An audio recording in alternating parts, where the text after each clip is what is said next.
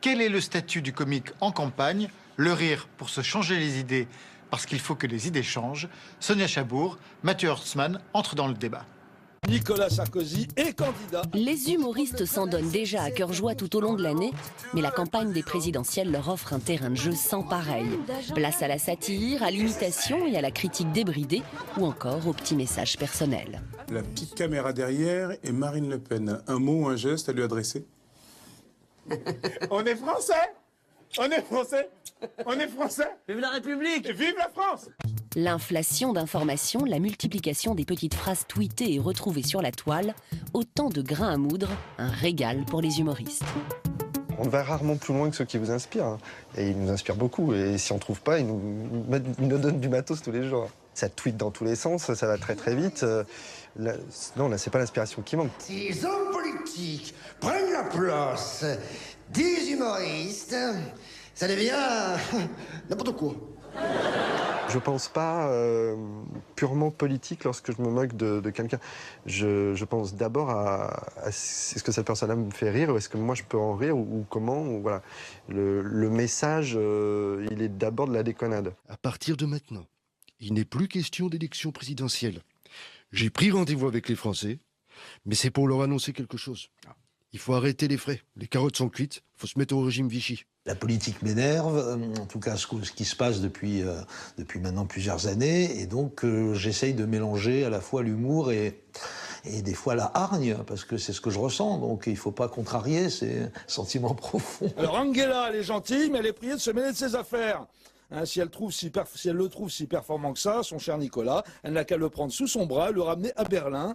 On le lui cède volontiers. C'est cadeau, camarade. Moi, je dis un peu que les humoristes politiques sont un peu des journalistes de complément. C'est-à-dire qu'on peut se permettre d'aller sur des terrains où les journalistes ne peuvent pas aller parce qu'ils ont un travail codifié par des lois, en tout cas par des règles relativement strictes. Ils sont solidaires d'une rédaction, ils doivent protéger leurs sources, etc.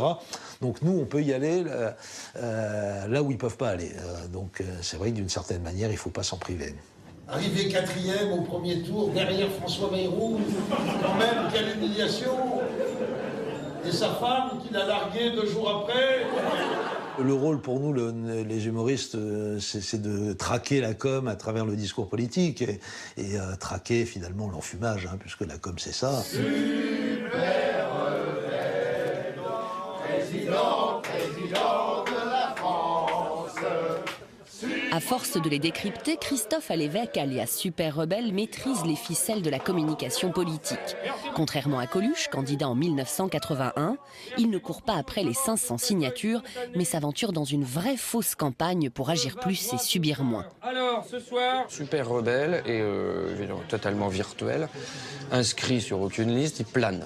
Même si au 2e tour, il n'est pas sélectionné, il continuera.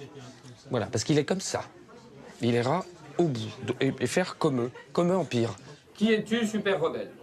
Hormis un vrai spectacle, Super Rebelle sort un livre dans lequel il propose un programme absurde, part en minibus dans toute la France, se paye une équipe de com et un sondage, un vrai, réalisé par un institut. Le résultat fait peur, 40% des 2000 personnes interrogées se disent déçues, désabusées par la politique.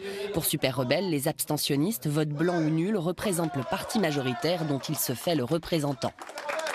Moi, je suis le porte-parole des muets, voilà, et je suis donc, à l'heure actuelle, le candidat, certes virtuel, mais qui est à la tête du parti majoritaire en France. Je demande donc pour ça un peu de respect. On est des exutoires, c'est-à-dire qu'on est quand même là pour aider les gens à se défouler, quoi. Les gens nous le disent en sortie de scène, ça fait du bien de vous entendre gueuler à notre place, quoi, d'une certaine manière.